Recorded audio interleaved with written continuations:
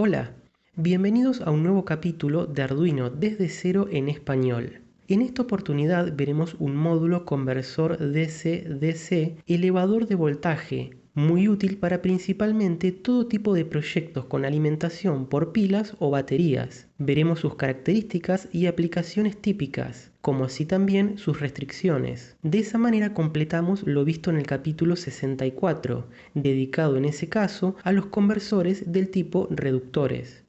A este tipo de conversores elevadores se los denomina también como step-up o boost, donde el voltaje de salida Vout será mayor que el voltaje de entrada Vin. El voltaje de entrada para este modelo MT3608 será amplio, en el rango de 2 a 24 volts de continua, haciéndolo ideal para alimentación con pilas o baterías. El voltaje de salida será en el rango de 5 a 28 volts y se puede establecer mediante este potenciómetro multivuelta al valor deseado. El suministro de corriente será de 2 A máximo, aunque por el reducido tamaño del circuito conversor, ese valor es un máximo absoluto con ayuda de un disipador. En breve veremos cómo hacer algunos cálculos, pero un valor de 1 A es más realista. La eficiencia en la conversión es elevada, de hasta un 93%, aunque claro, es un valor que varía en función de varios aspectos, como ser por ejemplo la temperatura. La potencia máxima de salida es de 6 watts y también en breve veremos que este es un factor limitante a la hora de trabajar con voltajes elevados. El módulo como se muestra es bien pequeño e ideal para incorporar en todo tipo de proyectos con Arduino o electrónica en general, de manera que nos centraremos en usos típicos en la vida real. En este diagrama tenemos un Arduino Uno, el cual deseamos alimentar con pilas del tipo comunes. Cada pila con un voltaje nominal de 1,5 volts nos brindará un total de 6 volts, como se ilustra con este voltímetro aplicado a la salida del portapilas. Claro que este voltaje irá disminuyendo a medida que las pilas vayan perdiendo carga. Conectamos entonces el portapilas a las entradas Bin+ y Bin- del módulo elevador. En este punto vamos a regular la salida del mismo a 7 volts, girando con un destornillador el eje del potenciómetro multivuelta. Este es un proceso que siempre deberás hacer antes de conectar el dispositivo a alimentar, en nuestro caso la placa Arduino.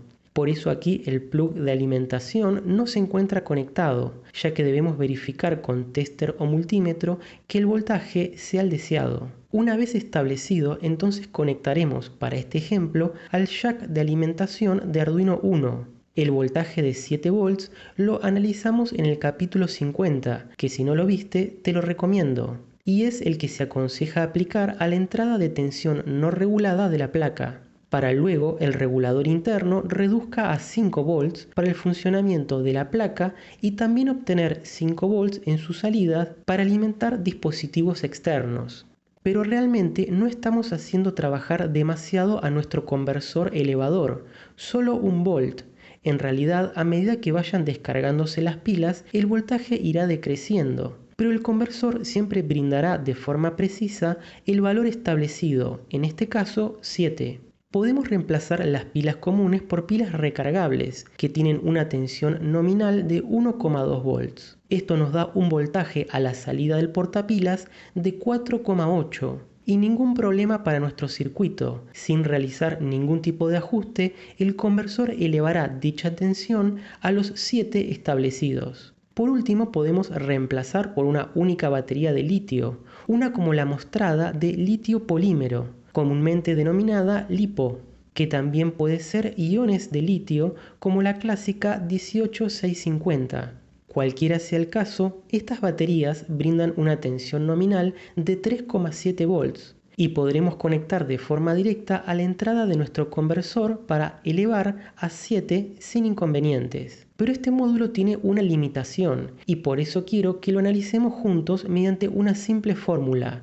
Decíamos al principio que la potencia de salida máxima de este módulo es de 6 watts. La potencia se calcula como el producto del voltaje y la corriente. Más resumido es P igual a V por I. Entonces, si el valor de la potencia es fijo de 6 watts, podemos despejar de la fórmula el valor de la corriente, quedando que la corriente máxima que puede suministrar el módulo es 6 watts dividido por la tensión o voltaje. Claro que el voltaje es variable y lo establecemos de acuerdo a nuestra necesidad. Entonces, para los ejemplos vistos donde establecimos un voltaje de 7 volts, tendremos que el suministro de corriente máximo será 6 dividido 7, lo cual da 0,857 amperes, o lo que es lo mismo, 857 miliamperes.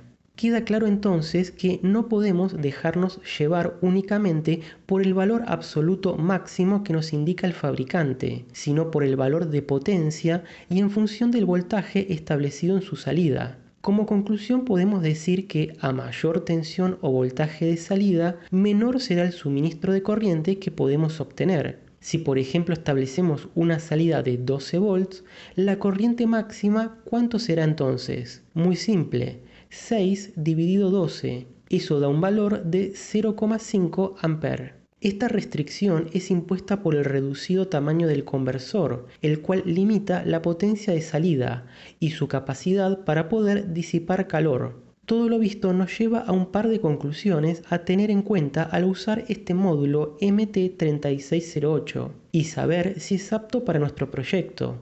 Como positivo tiene el amplio rango de tensiones de entrada de 2 a 24 volts y de salida de 5 a 28, lo cual lo hace muy versátil. También que es un conversor muy eficiente en su operación y genera pocas pérdidas de energía en el proceso. Su reducido tamaño y bajo costo hace que pueda integrarse fácilmente en diversidad de casos. El punto en contra es el limitado suministro de corriente que puede brindar, como vimos antes, con los cálculos de potencia, con lo cual lo hace ideal para alimentación de dispositivos electrónicos de bajo consumo, donde puede que sea necesario elevar bastante la tensión, pero el consumo de corriente es bajo. Un módulo interesante para tener en cuenta y quizás en nuestro arsenal de componentes para algún proyecto que lo requiera. Claro que existen también conversores elevadores pensados para un mayor suministro de corriente, pero al mismo tiempo más voluminosos. Eso es todo por este breve capítulo. Si te pareció interesante, recordá dejar un me gusta, suscribirte si aún no lo has hecho, y por cualquier duda o comentario lo podrás hacer debajo. Chao y hasta la próxima.